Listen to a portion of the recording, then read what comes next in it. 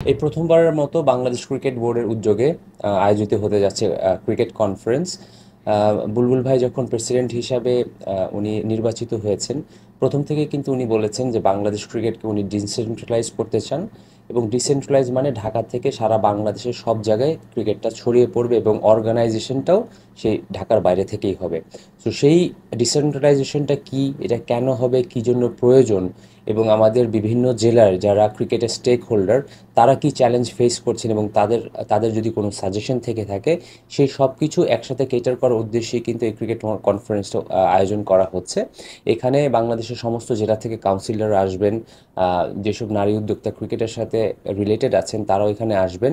এখানে বাংলাদেশ ক্রিকেট বোর্ডের সাথে এবং ডিস্ট্রিক্ট কোচরা তো থাকছেনই, এখানে বাংলাদেশ ক্রিকেট বোর্ডের সাথে তাদের মত বিনিময় হবে।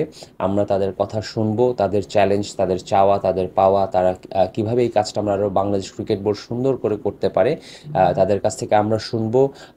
আমরাও তাদের সাথে কথা বলবো, এবং সবাই একসাথে আমরা একটা আইডেন্টি জেনারেট করব, যেটি আমাদের ক্রিকেটকে ডিসেন্ট্রালাইজ করার জন্য অনেক সাহায্য করবে। আমি মনে করি বাংলাদেশ ক্রিকেট বোর্ডের উদ্যোগে একটি খুবই সময় উপযোগী একটি আয়োজন এটা।